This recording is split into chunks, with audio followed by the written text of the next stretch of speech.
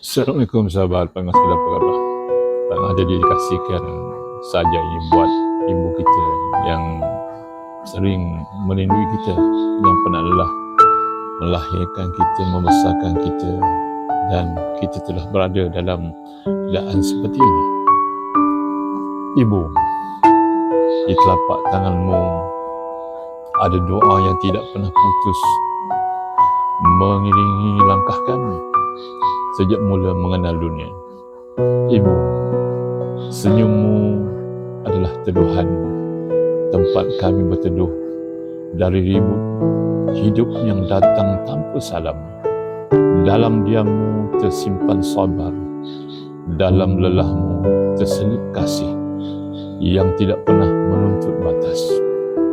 Ibu, engkaulah cahaya di hati, menyalakan harapan ketika kami hampir hilang arah. Engkau tidak meminta apa-apa, cuma mahu melihat kami bahagia, meski kadang hatimu sendiri terluka.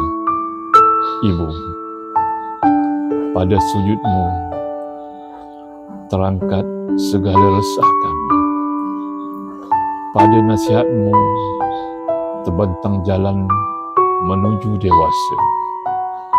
Hari ini kami berdiri menjadi manusia kerana tanganmu yang membesarkan, kerana kasihmu yang tidak pernah pudar, kerana pengorbananmu yang menjadi doa di setiap helaan nafas.